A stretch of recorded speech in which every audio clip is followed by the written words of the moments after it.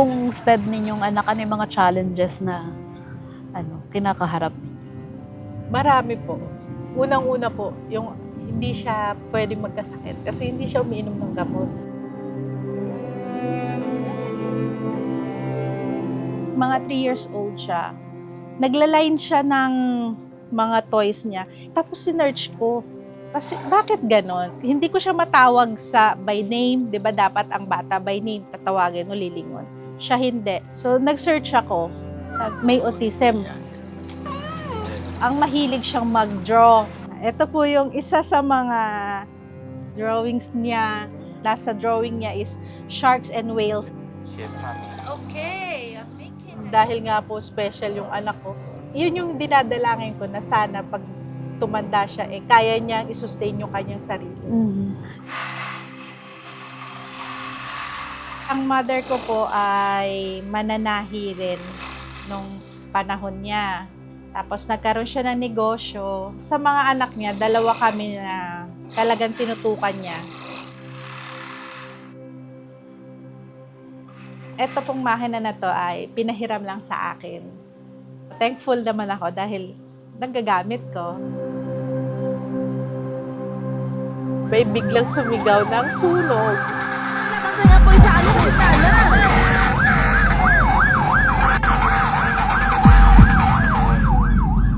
Sabi ko sa mga anak ko, tara na, labas na.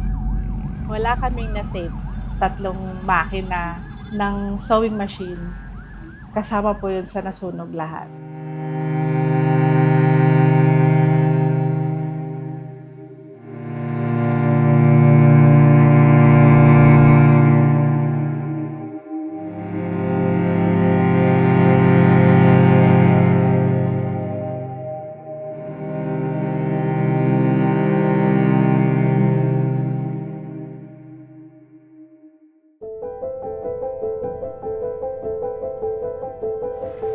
Aabot sa 3.7 million informal settler families ang nasa Pilipinas. Kalahati ng informal settler families na ito ay nandito sa Metro Manila at ang karamihan ng mga informal settler families na yan nandito sa Tondo. Karamihan sa kanila ay ramdam na ramdam ang kahirapan dahil sa kakulangan ng oportunidad.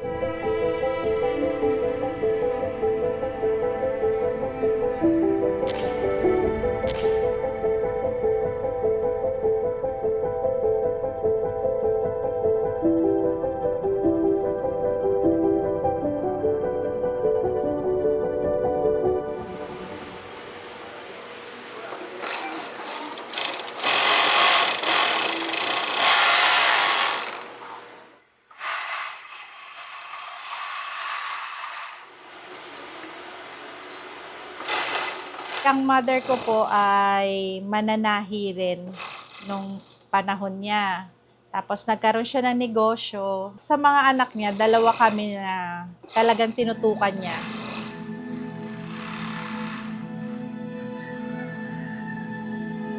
Ito pong makina na to ay pinahiram lang sa akin. Para hindi daw masira. Ano naman ako, thankful naman ako dahil nagagamit ko. 'Di ba? Kahit papaano nakakatulong sa akin.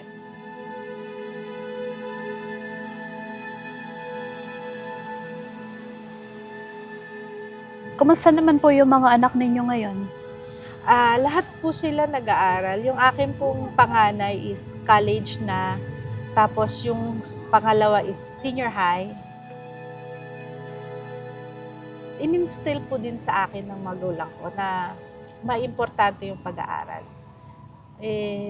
Bilang magulang na ganun yung kinalakhan mo, gusto mo ring ibigay yun sa mga anak mo. Wala naman pong magulang na naghahangad ng hindi maayos para sa mga bata. Tapos yung aking bunso ay nasa SPED po. Yun po yung lagi kong worry kasi dahil nga po special yung anak ko, yun yung dinadalangin ko na sana pag tumanda siya, kaya niyang isustain yung kanyang sarili.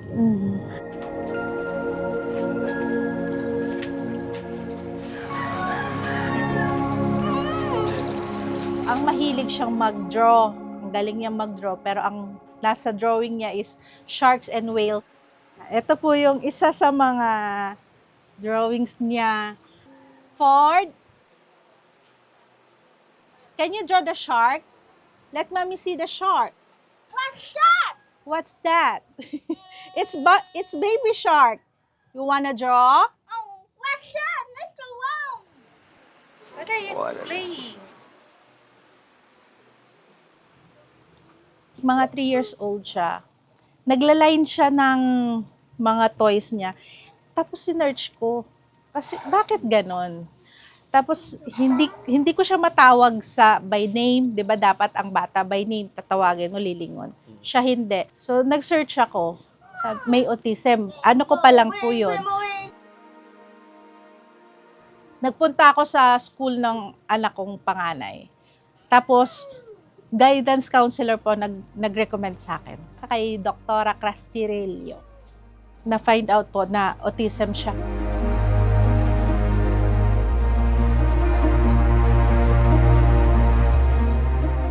So, yung pong SPED ninyong anak, ano yung mga challenges na kinakaharap ninyo?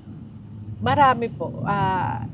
Unang-una po, yung hindi siya pwedeng magkasakit kasi hindi siya umiinom ng gamot. Susukan niya po lahat yun. Kahit na mag-away na kayo't lahat-lahat, hindi talaga. Look at it.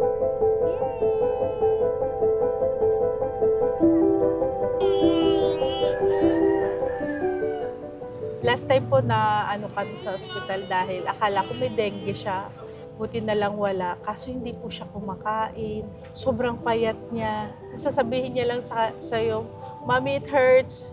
Hindi niya kayang explain sa'yo kung ano yung Hindi it masakit. hurts. Ikaw bilang magulang, ang sakit sa pakiramdam na hindi mo kayang tulungan yung anak mo kasi hindi mo maintindihan kung ano yung kailangan niya. Masakit po ito. Dapat aalis na ako noon kasi nga papasok yung anak ko, ihahatid ko yung panganay ko. Sabi niya sa akin, "Mami, yung aking palda may butas, paki-repair." So nire-repair ko yung kanyang palda, biglang sumigaw ng sunog. Apoy na ano na yung apoy yun? Ano man nabasa yung apoy sa sa tala?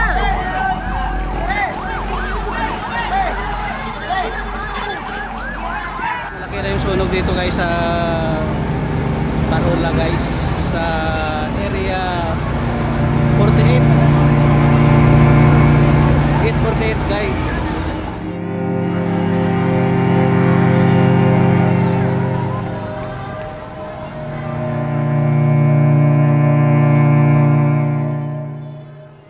Pagsilip ko po sa pintuan, nandyan lang po siya, yung likod na yan, nandyan lang po yung sunog. So, pagkakita ko po, kinuha ko agad yung tatay ko na nakahiga. Sabi ko, "Pa, labas na tayo." Tapos, saglit. Paglabas namin, tinawag ko lang yung mga anak ko. Tapos, malis na kami. Pagbalik ko, kasi kahit sana yung motor lang ng nakuha ako, hindi ko nakuha. Kasi pagbalik ko yung sunog, nandito na sa harap namin. Kaya, Wala na. talaga kayo nailigtas. Wala po. Yung mga anak ko lang at yung tatay ko talaga yung nabit-bit ko. Siyempre po, natakot po ako nung una kasi po, yung mga panggamit ko po sa school kasi, yung mga papers ko po, yung mga certificates ko po, yung mga medals ko po. Tapos, yung dito po kasi lumaki sila mama po. Kaya, yung mga rin po nila, mga memories din po nila, parang nawala na rin po.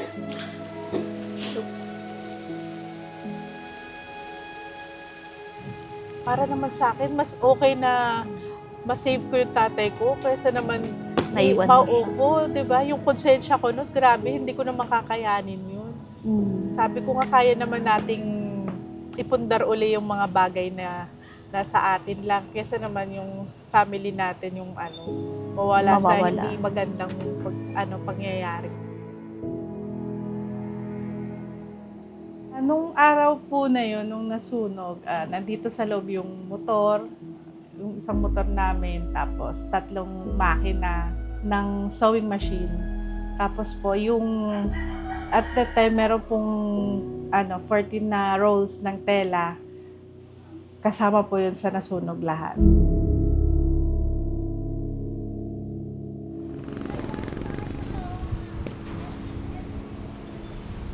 Saan kayo tumuloy? Sa evacuation center po, dyan sa May Delpat. Doon po, meron kaming tent. Yung square lang na doon po. Tapos po yung mga anak ko, nakiusap naman po kami doon sa kapatid ng asawa ko. So, pinatuloy naman nila yung mga bata doon. Kaming mag-asawa yung nag-stay dyan sa evacuation center. So for the time being, nagkahiwalay kayo ng mga anak mo? Opo.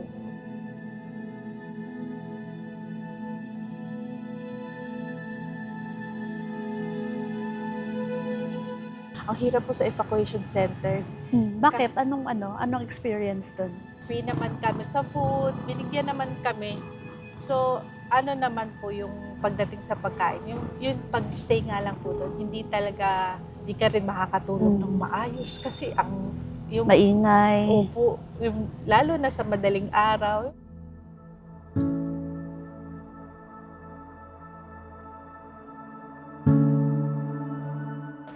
Ate Roxanne, kumusta kayo ngayon?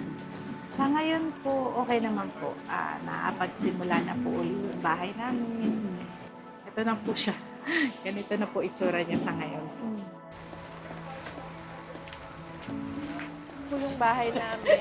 Diyan po yung kusina namin. Tapos yung CR. Tapos yung container na yan, nandun yan sa loob ng CR, punong-puno ng tubig. Pero nung nasunog, ganyan na yung itsura niya. Kasi nga, hindi nag-evaporate masyado yung tubig. Kaya may natira pa. Yan na lang ang natira. Tapos po, nandito yung papa ko, meron siya sariling higaan dito. Kasi hindi niya na kayang umakyat sa taas. Dito siya nakahiga. Tapos nandyan yung mga makina ko. 3 yung makina dyan na nakalagay. Paano kayo umaagapay ngayon? Sa ngayon naman po, okay naman. Marami pong tumulong sa amin. Maraming nag-abot ng tulong, mga kaibigan, mga kamag-anak. Yung hindi mo maramdaman, mabigat yung sitwasyon. Kasi marami po nag-abot ng tulong sa amin.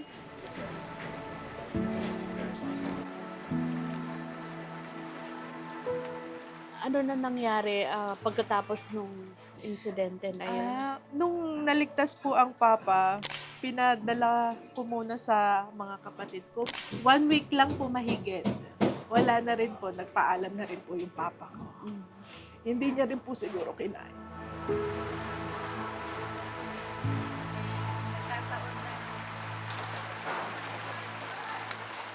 So ngayon, alam ko pati yung kabuhayan ninyo na apektuhan nitong sunog na to.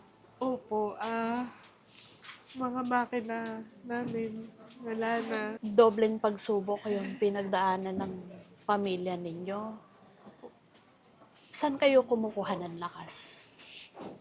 Panginoon, para sa akin, ang lahat ng bagay may dahilan. Hindi porket masaklap yung nangyari sa atin. Hindi yun bigay ng Panginoon. As para sa akin, bigay niya yun, kaloob niya yun. Pinatatatag niya tayo, sinusubok niya tayo kung gaano tayo magtitiwala sa Kanya.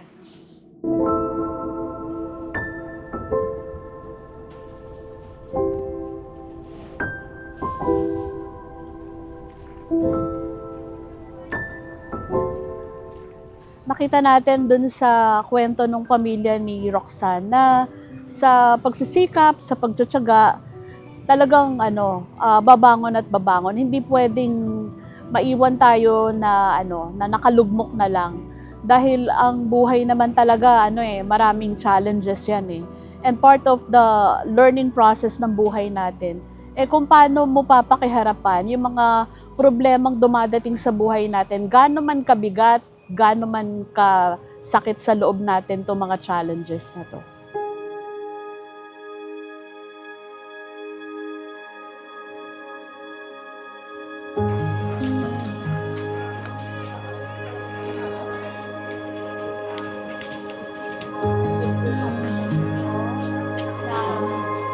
Ano po yan? Galing sa Bingap Story. Ay, salamat po.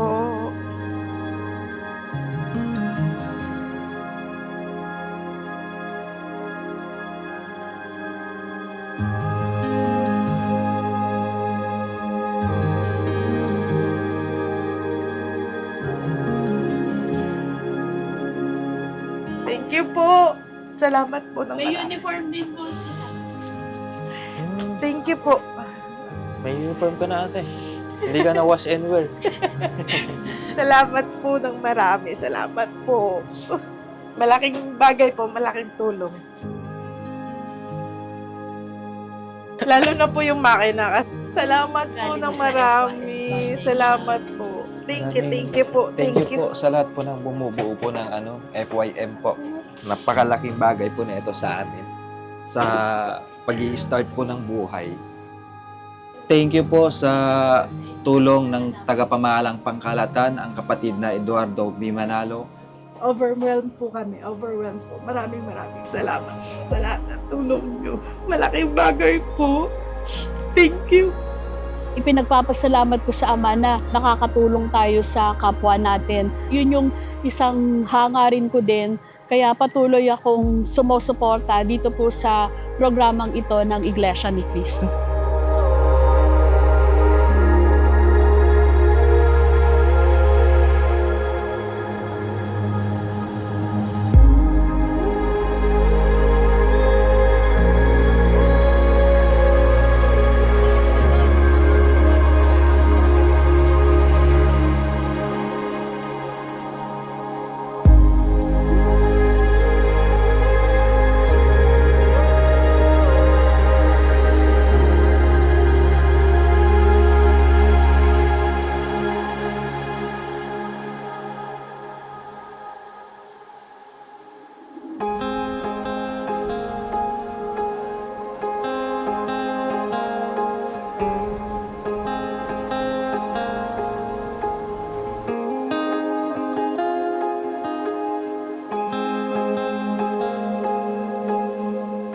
Dito sa kinatatayuan ng lokal ng Binondo, isinasagawa ng mga kaanim sa Iglesia ni Cristo at lingap sa mamamayan. Kung makikita po ninyo, isinasagawa ang medical mission kung saan chinecheck ang lahat ng vitals ng mga pasyente at para mas maging maayos ang pagpapapasok ng mga bibigyan ng tulong medikal ay by batch at naglagay din ng tent para naman hindi sila masyado ma-expose sa sikat ng araw.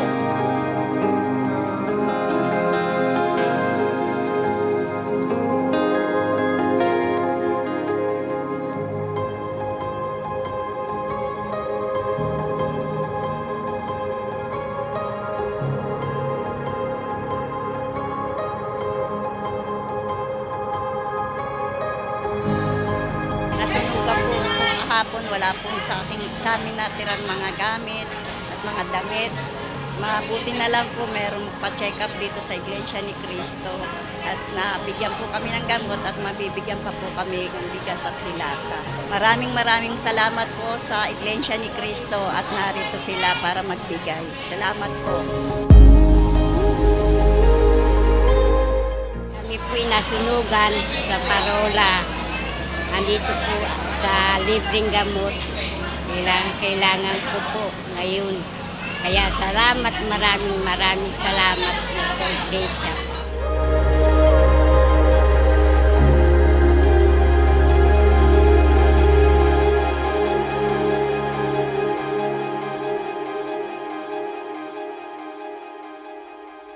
Binalikan po natin ngayon itong tahanan nila Roxanne. At nung unang pumunta kami dito, talagang abong-abo. Pero nakikita naman natin ngayon yung unti-unting pag-ayos ng kanilang tahanan na unti-unti rin nagpapakita kung paano bumabangon sa naging pagsubok sa kanila si Roxanne at ang kanyang buong sambahayan.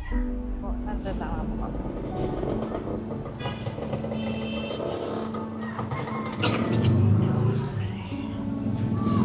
sunugan nun yung looban nyo ng... Opo.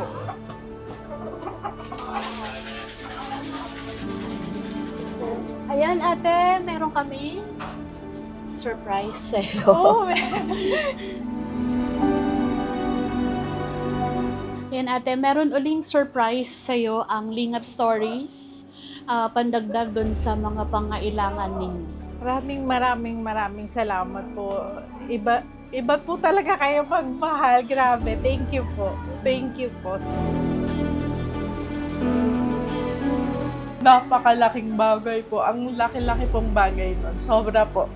Lalo na po yung pangkabuhayan ko kasi nakakatulong po ako sa asawa ko. Kasi yung tulong po na galing sa iglesia. Hindi nyo kami pinababayaan. Nakakatawa po, nakakataba ng puso.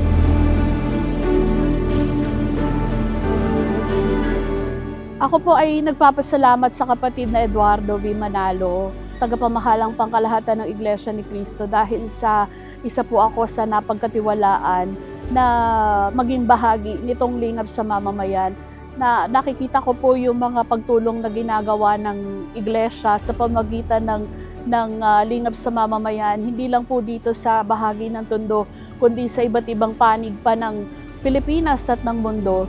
At nakikita ko kung gaano po kalaking tulong at saya yung naipagkakaloob na tulong na ito ng Iglesia ni Cristo sa ating mga kababayan, na kahit papaano nagkakaroon sila ng inspirasyon para magkaloob po ng tulong sa kanila sa panahon ng ang akala nila wala nang magbibigay sa kanila ng tulong. Pero ang Iglesia ni Cristo po, na ipaparating po itong pagtulong na ito at pagmamalasakit ng Iglesia ni Cristo. Maraming salamat po.